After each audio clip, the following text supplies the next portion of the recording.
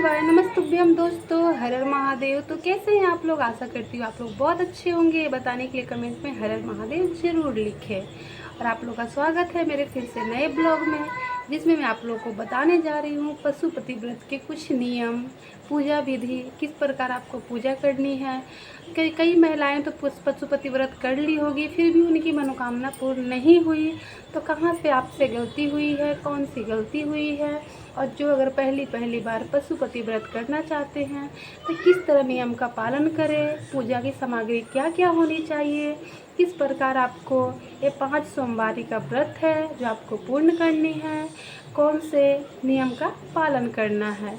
तो आइए वीडियो के आगे में जानते हैं पशुपति व्रत के नियम, पूजा विधि व पूरी जानकारी। तो वीडियो के लास्ट तक बने रहिएगा। हमारे चैनल पे नए हैं तो चैनल को सब्सक्राइब करके जाइएगा और बेल आइकन को प्रेस कर दीजिएगा, क्योंकि हमारी सारी वीडियो पूजा पाठ से रिलेटेड ही होती है। तो आप लोग एक बार पूजा वाली वीडियो चेक ज़रूर कीजिएगा और बहुत ही महत्वपूर्ण जानकारियाँ इसमें होती है। तो प्लीज़ वीडियो के लास्ट तक बने रहिएगा, क्योंकि मैं आप लोगों के लिए बहुत ही महत्वपूर्ण जानकारी लेकर आई हूँ। तो आइए वीडियो के आगे में बढ़ते हैं। तो जैसा कि पशुपति व्रत 5 सोमवारी व्रत होता है, मनोकामना पूर्ति व्रत है, जिसमें आपको नियम विधि अनुसार पूजा पाठ करनी है, जिससे आपकी जो भी मनोवांछित फल होगी उसकी प्राप्ति होगी। तो आपको नियम से करना होता है, ठीक है। तो सबसे पहला नियम ये है दोस्तों कि जब आप पशुपति व्रत शुरू करेंगे, जब आप उठाएंगे पशुपति व्रत, तो आपको संकल्प लेना होगा कि मैं ये पशुपति व्रत कर रही हूँ। पूरे जब तक आपका पशुपति व्रत पूरा नहीं होता, आपको मांसाहार भोजन नहीं करने हैं। विशेष ध्यान रखना है, जब से आपका पशुपति व्रत शुरू होता है तब से लेके 5वें व्रत तक आपको मांसाहार का भोजन नहीं करना है। और लहसुन प्याज का सेवन आप कर सकते हैं, लेकिन रविवार के दिन जिस दिन नहाय खाए कीजिएगा उस दिन भी आपको लहसुन प्याज का सेवन नहीं करना है। और जिस दिन आप पूजा करोगे उस दिन तो आपका उपवास ही रहेगा, ठीक है। तो वीडियो के आगे मैं आपको बताती हूँ। सबसे पहला, मांसाहार भोजन नहीं करना है। दूसरा नियम, आपको ब्रह्मचर्य का पालन करना है। अगर कुंवारी लड़कियाँ कर रही हैं तो उनके लिए नहीं, लेकिन जो शादीशुदा महिलाएं करती हैं उनके लिए ब्रह्मचर्य का आपको पालन करना होगा, ठीक है। पूरे 5 व्रत में आपको पति पत्नी में, आप समझ रहे हैं मैं क्या बोलना चाह रही हूँ, आपको ब्रह्मचर्य का पालन करना होगा। और तीसरी बात जो है वो है कि बेलपत्र को, जो बेलपत्र होगा उसे आप रविवार को ही तोड़ कर रखिएगा, ठीक है। आपको सोमवार को बेलपत्र नहीं तोड़ने हैं, आपको रविवार को ही बेलपत्र तोड़ कर रख लेने हैं। आपका अगर जल आप कहीं और से लाते हैं, पानी कहीं और से लाते हैं चढ़ाने के लिए, तो आपको रविवार को ही रखना होगा, क्योंकि आपको अपने घर का ही लेकर जल जाना है, ठीक है। तो ये रही आपके कुछ विशेष याद रखने वाली बातें। तो जिस दिन आपका रविवार के दिन, जिस दिन आप नहाओगे, पूजा का जो आप लोगे, संकल्प लोगे कि कल मेरा पशुपति व्रत है, उस दिन आप मंदिर जाओगे। और तीसरी बात, आपको पशुपति व्रत में एक पूजा आपने जहाँ से शुरू किया है, जिस मंदिर से शुरू किया है, 5 व्रत आपको उसी मंदिर में करने हैं। ये सुबह शाम 2 टाइम का पूजा होता है और इसमें विशेष बातों का ध्यान रखना होता है। अगर आपको मनोवांछित फल की प्राप्ति चाहिए तो आपको इन विशेष बातों का ध्यान रखना होगा, ठीक है। तो 5 व्रत आपको एक ही मंदिर में करने हैं, आपको अलग अलग मंदिर नहीं चेंज करना है कि आज मैंने यहाँ कर लिया कल अपने मम्मी घर में जाके कर लिया। नहीं, आपने शुरू जहाँ से किया है पशुपति व्रत, आखिर तक आपको वही व्रत करनी है, ठीक है। तो आइए जानते हैं कि आपको पूजा करनी कैसे है। तो जिस दिन आप नहाओगे उस दिन आप पूजा करने के लिए रविवार के दिन जिस मंदिर में आपको पूजा शुरू करनी है उस मंदिर में आप एक बार ज़रूर चले जाना। 1 लोटा जल ही समर्पित करना, 1 बेलपत्र ही समर्पित करना, कर बाबा से बोलना कि बाबा कल से मेरा पशुपति व्रत शुरू होने वाला है, कल मेरा पशुपति व्रत का पहला व्रत है। अगर हमसे कोई भूल हो तो आपको बोलना है कि अगर पूजा में हमसे कोई भूल हो जाए तो हमें क्षमा कीजिएगा। कल से मेरे पशुपति व्रत का शुरुआती व्रत है, मेरा पहला व्रत है, तो आप मेरा सहारा बनिएगा और मेरी मनवांछित फल को प्राप्त कीजिएगा। तो आपको करना क्या है, उस दिन तो आप नहाय खाए के दिन ऐसा कर लोगे। दूसरा दिन जिस दिन आपकी पूजा होगी उस दिन आप अच्छे से नहाकर फ्रेश होकर पूजा की थाल तैयार करोगे। ऐसा नहीं कि आपको पूजा की थाल किसी और से तैयार करवानी है, नहीं, आपको खुद से ही पूजा का थाल तैयार करना पड़ेगा, जिसमें सामग्री जो होगी, बेलपत्र, समीर पत्र, पंचामृत, पंचामृत में दूध, दही, घी, शक्कर, शहद। आप अलग अलग भी रख सकते हैं, आप एक साथ भी रह सकते हैं। ठीक है, पंचामृत अलग अलग और एक साथ किसी भी तरह आप रख सकते हैं अलग अलग पात्र में। और जो दूध होगा, दूध को विशेष याद रखिएगा कि कभी क्या बोलते हैं उसको, तांबे के लोटे में। ठीक है, तांबे के लोटे में दूध को कभी मत रखिएगा, वो विष के समान हो जाता है। आपको पित्तर या जो भी बर्तन आपके पास है उस किसी भी पात्र में आप दूध को रख सकते हैं, बस तांबे के लोटे में छोड़कर। ठीक है, और सामान हो गई थाली की, उसमें हो गया जैसे कमलगड्डे, काली तिल, लाल चंदन, पीला चंदन, अबीर, गुलाल, और अनाज के कुछ दाने होते हैं, गेहूँ, चावल, ये सब जो दाने होते हैं उसको रखनी है। और खंडित चावल नहीं रखनी है, टूटा हुआ चावल आपको नहीं रखना है, आखा चावल रखना है, पूरा चावल रखना है। ठीक है, आप अपने अनुसार जो भी शिवलिंग पूजा में जो जो सामग्री चढ़ती है, आप सारी सामग्री को अपने थाल में सजा सकते हैं। बहुत सारी सामग्री है। ठीक है, जिस तरह आप पूजा अगर करते होंगे तो आप थाल में सजा सकते हैं, जैसे कि गुलाब जल, गंगा जल, फिर इत्र महादेव को बहुत पसंद है, तो इत्र ध्यान से ज़रूर रखिएगा। ठीक है, इत्र, जनेऊ जो उनको वस्त्र के लिए आप लोगे, जनेऊ रखनी है। सब आपको इतना सामान जो भी आपको रखना है, आपको ज़्यादा करके रखना है कि सुबह भी आपको उसी थाल से पूजा करना है और शाम को भी आपको उसी थाल से पूजा करना है। आपको थाल नहीं बदलना है। सुबह जो आप सामग्री लेकर जाओगे वो ज़्यादा करके लेकर जाओगे, ताकि शाम को भी उसी थाल से आप उसी सामग्री से फिर से पूजा भी से कर सको। और सुबह में आपको एक दीपक रखने हैं। ठीक है, आपको एक ही दीपक रखना है, बाकी फूल पत्ती जो आप रख सकते हैं थाल में आप रखिए। ठीक है, एक दीपक रखने के बाद फिर जो आप भोग लेकर जाएंगे, आप कुछ भी भोग, फलहार हो, मिठाई हो, कुछ भी हो आप लेकर जा सकते हो। और वो लेकर आप मंदिर की ओर चल दें। और लोटे में जल अगर लेकर जा रहे हो तो विशेष ध्यान रखिएगा कि उसी लोटे के जल से आपको सुबह भी पूजा करनी है और शाम को भी पूजा करनी है। आपको सारा जल नहीं डालना है भगवान जी पर, आपको आधा ही डालना है। तो आप लेकर जब मंदिर जा रहे होंगे तो एक बात और याद रखिएगा कि रास्ते में किसी से बात करते हुए ना जाए। चुपचाप से भगवान को याद करके आप सीधा मंदिर की ओर निकल पड़े। मंदिर में जाते ही सबसे पहले घंटी बजाएं मंदिर की। ठीक है, विशेष बातें टॉपिक आ गई है यहाँ पे, इस टॉपिक को ध्यान से सुनिएगा और फॉलो कीजिएगा, तभी आपको मनवांछित फल की प्राप्ति होगी। नहीं तो कहीं ना कहीं आप लोग कुछ गलती कर देते होंगे, जिसकी वजह से आपकी मनोकामना पूर्ण नहीं होती और आपको लगता है मैंने पशुपति व्रत किया, हमारी मनोकामना पूर्ण नहीं हुई। तो सबसे पहले मंदिर की घंटी ज़रूर बजाइएगा। और दूसरी बात, आप घर से कुछ भी हो, तौली हो, स्टोल हो, कोई कपड़ा हो, विशेष रूप से याद से लेकर जाइएगा मंदिर में पोछा लगाने के लिए, क्योंकि पूजा से ज़्यादा महत्व मंदिर की सफाई का होता है। ठीक है, और आसन भी आप घर से लेकर जाइएगा। बिना आसन का पूजा नहीं होता है। अगर बिना आसन के आप पूजा करते हैं तो सारे पूजा का फल धरती माँ को प्राप्त हो जाते हैं। ठीक है, तो आपको आसन लेकर जाना है। तो मंदिर में जाते ही अगर मंदिर ज़्यादा गंदा पड़ा है तो आप उसको धो दीजिए। अगर साफ़ है तो आप अपने जो लेकर गए हैं, स्टोल हो, दुपट्टा हो, जो भी आप लेकर गए हैं, उससे पूरे मंदिर को अच्छे से साफ़ कर दीजिए। शिवलिंग को अच्छे से साफ़ कर दीजिए। जो जलाधारी होगी, अगर वहाँ पर कुछ लोग अगर पूजा कर रहे होंगे तो आप कुछ सेकंड, कुछ देर के लिए रुक जाइए, उनकी पूजा संपन्न होने दीजिए।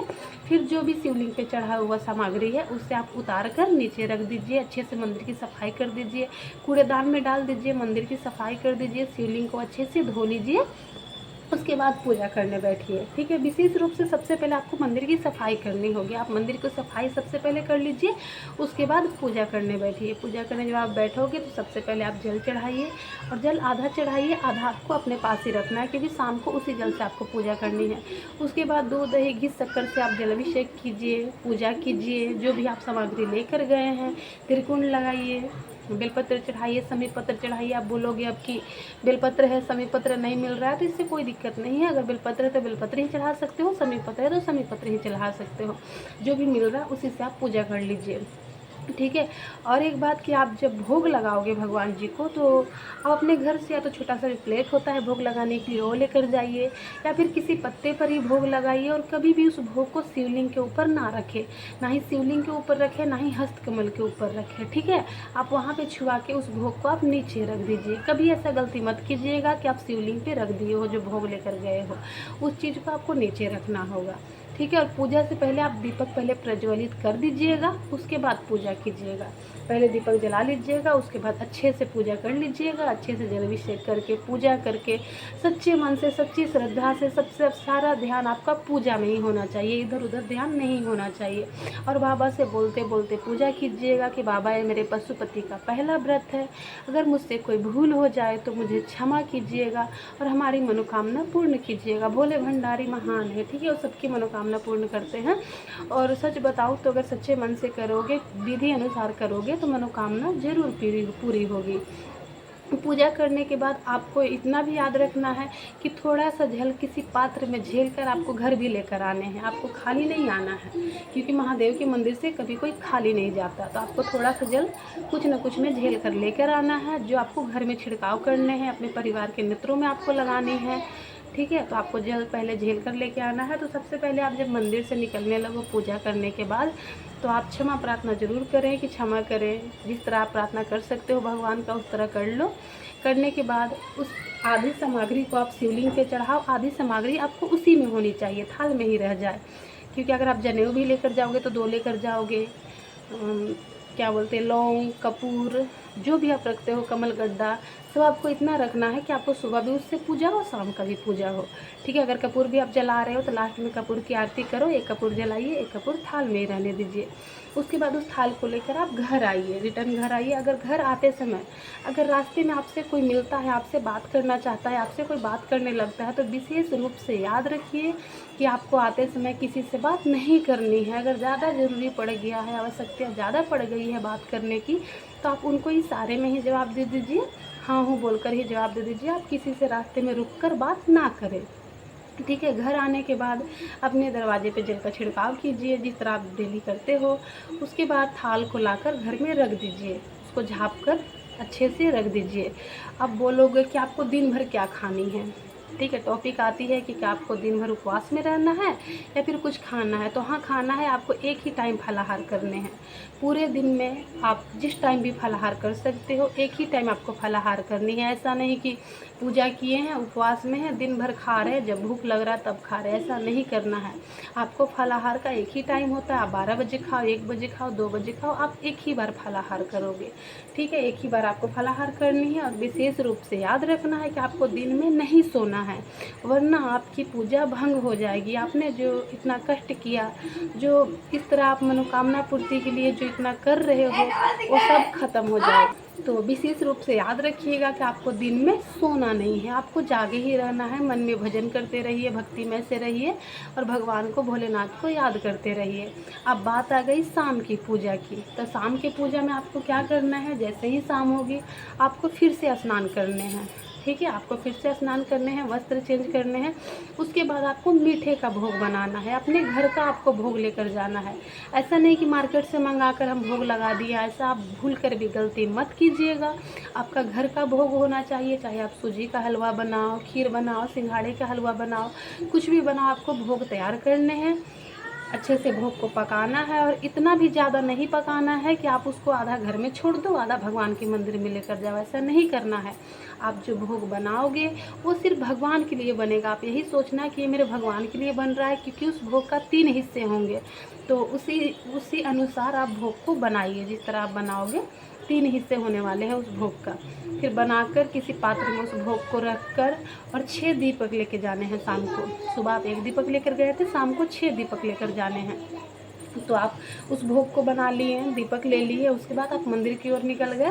फिर से आप उसी प्रकार पूजा आराधना कीजिए जिस तरह आपने सुबह किया था, ठीक है। जिस तरह आपने सुबह पूजा किया था, शाम को भी उसी प्रकार पूजा कीजिए। उसके बाद क्या कीजिए, 5 के 5 दिए मंदिर में जाते ही आप नीचे रख दीजिए, पुष्प बिछा कर रख दीजिए, चावल बिछा कर रख दीजिए। पहले आप मंदिर में जाकर उस दिए को नीचे रख दीजिएगा, उसके बाद पूजा कीजिएगा। उसके बाद पूजा करने के बाद वो 5 के 5 दिए आपको जला देने हैं। आपको 5 ही दीपक जलाने हैं, 1 दीपक आपको छोड़ देने हैं। ऐसा नहीं कि आपको 6 दीपक जलाने हैं। तो आपको 5 दिए ही जलाने हैं। एक दीपक जो है वो हमारे घर की चौखट पे जलेंगे, लेकिन हाँ उसको थाल से आपको नीचे उतारना है, उसको आपको थाल में नहीं रखना है, उसको थाल से नीचे उतारना है। 5 दीपक जला देने हैं। जो भोग बनाकर आप लेकर गए हैं उसको 3 हिस्से करने हैं, ठीक है, तीनों बराबर बराबर हिस्से करने हैं। 2 हिस्से को शिवलिंग में से छुआ कर आप नीचे रख दीजिए और एक हिस्से को मत छुआइएगा, उसको ऐसे ही नीचे रख दीजिए। जिस हिस्से को आपने शिवलिंग में छुआ कर नीचे रखा है वो मंदिर में ही रह जाएगा, और जिस हिस्से को आपने शिवलिंग से नहीं छुआया है भोग को, वो अपने साथ आप घर लेकर आओगे, उसको आप ग्रहण करोगे, ठीक है। तो पूजा पाठ करने के बाद दीपक भी जल गए। दीपक आप जब जलाओगे तो आपकी जो भी मनोकामना है, जिस मनोकामना के लिए आपने व्रत रखा है, उस मनोकामना को बोलते हुए आपको दीपक जलाने हैं, ठीक है। जिस मनोकामना के लिए आपने व्रत रखा है उस मनोकामना को बोलते हुए आपको 5 के 5 दीपक जला देनी है, आपको भोग रख देना है। उसके बाद माफ़ी मांग कर अपने घर की ओर आ जाइए। घर आने के बाद अपने घर में जिस तरह आप अंदर जाते हैं दाहिने साइड में, ठीक है, दाहिने साइड में आपको दीपक रखने हैं। दीपक रख कर उस दीपक को प्रज्वलित करना है, और जिस मनोकामना के लिए आपने व्रत रखा है उस व्रत को बोलते हुए आपको दीपक को प्रज्वलित कर देना है अपने घर के दाहिने साइड में, ठीक है, याद रहे दाहिने साइड में। फिर घर आने के बाद उस थाल को आप रख दीजिए, और जो भोग आप मंदिर से लेकर आए हो उसको आप ही ग्रहण कीजिएगा, उसको किसी को मत दीजिएगा।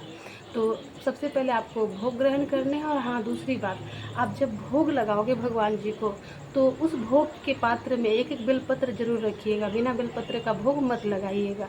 उस बर्तन में जिसमें आपने भोग लगाया है, दोना हो जो भी, उसमें एक एक बेलपत्र जरूर रखिएगा, बेलपत्र डालकर ही भोग लगाइएगा, ठीक है। तो घर आने के बाद उस भोग को आप ग्रहण कर लीजिएगा। उसके बाद आप कुछ भी मीठे का भोजन कर सकते हो, आप मीठे का भी भोजन कर सकते हो, सेंधा नमक का भी भोजन कर सकते हो, कोई दिक्कत नहीं है, आपके ऊपर है, आप जिस तरह भी भोजन कर सकते हो। बस लहसुन प्याज का सेवन नहीं करना है आपको, बाकी आप मीठे का भोजन करो या नमक का भोजन करो। तो ये जानकारियाँ थी पशुपति व्रत की, जिसमें आपको नियमों का पालन करना है, इस तरह करने हैं, आपके मनोवांछित फल की प्राप्ति जरूर होगी। और आगे की वीडियो में आपको बताऊंगी कि आखिरी सोमवार के दिन क्या करना है क्या नहीं करना है, तो आगे की वीडियो में मैं आपको बताऊंगी। तब तक के लिए अगर हमारी वीडियो पसंद आई है तो लाइक करके जाइएगा, सब्सक्राइब करके जाइएगा और बेल आइकन को प्रेस कर दीजिएगा, और प्लीज़ सपोर्ट कीजिएगा। तब तक के लिए हर हर महादेव, श्री शिवाय नमः तुभ्यम, जय माँ काली, जय माँ तारा।